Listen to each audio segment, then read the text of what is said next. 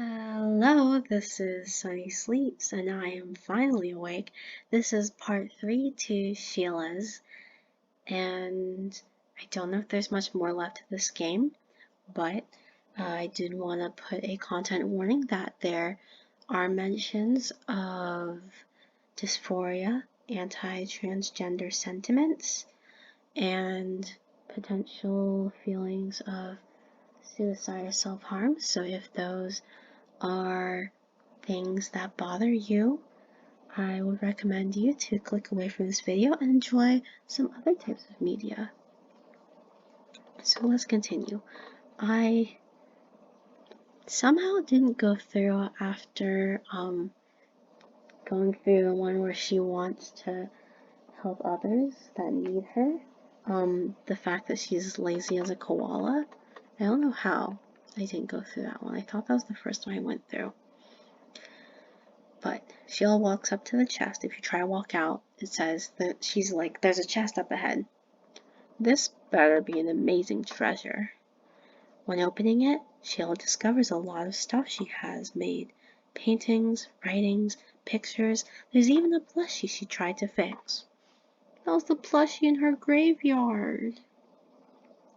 She cries a little bit, wondering what the forest wants to tell her. Is this the core of who she is? After spending some time with her creations, she stands up with determination, just like an Undertale. Alright, so that's just a repeat. So she goes out. Thanks, Forrest. You're definitely one of my best creations. Is the creation honesty? So she can't go back into the other areas, I presume. So is she ready to go?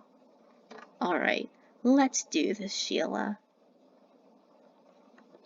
Oh, so it's like a little ascension.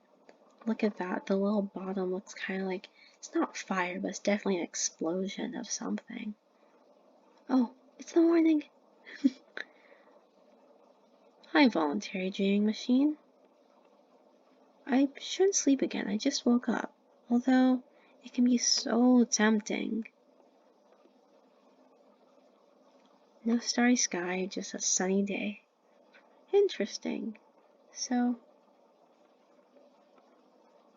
she has a different attitude, obviously. It is like a blue sky looking background, but obviously, like the first one, she was like, I can't go back to sleep. I feel as though, like, a lot of the experiences of trans people, like, with facing their dysphoria and, like, being left alone with their thoughts comes while they are alone at night, especially, like, in bed, or even, like, when they get out of social situations, just like, oh my gosh, I just experienced something that was transphobic, or like, the world's kind of against me type thing, or not even the world's against me, but like my mind even is against me, or my body's against me. And I think that really overcoming that type of thing makes you really feel refreshed from like not having to experience dysphoria anymore, if at least like not as much. At least that's how I feel as someone who at one point in my life did experience pretty intense dysphoria. Just like a silly little closet there. Okay. It's a potato. I don't know what a potato is, or if it's a potato. Little plant. Need some water, Sheila.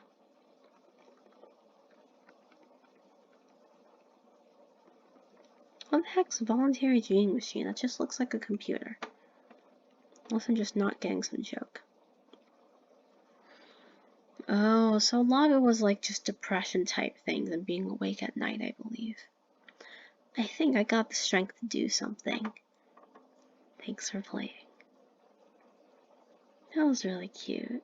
I liked that game.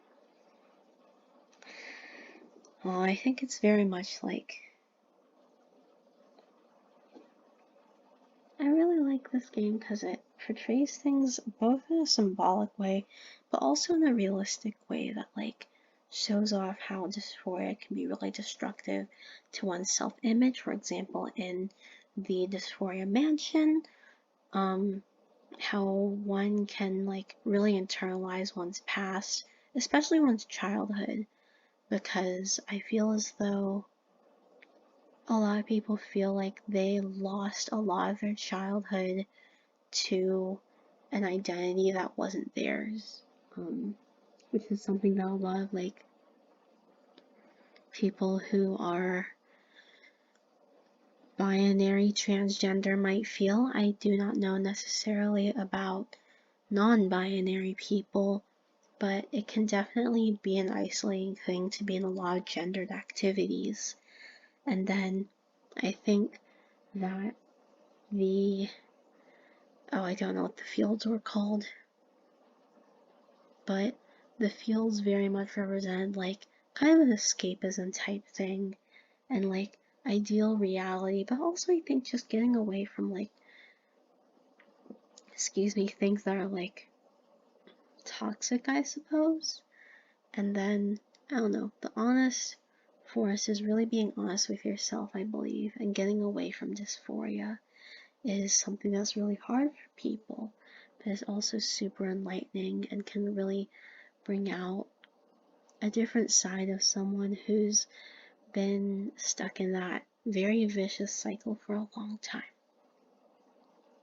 So, with that being said, so he sleeps. I'm finally going to sleep after 3 different parts of this game called Sheila's. I think it was actually really nicely paced, taking about 35 minutes to play. It definitely was one of the longer games that I played, but I think it was very much worth it because of the story that it had to tell. Even if there are shorter stories, I think that every single game has its merits. People also have, for especially game jams, only a certain amount of time to program and to make their art. So, truthfully, it's been a pleasure to play this game. And I hope that if you are cisgender or transgender, that you have, or even questioning, that you have enjoyed seeing this person's creations. That is all I have to say on this, and I hope you have a good night. I am going to sleep. See you.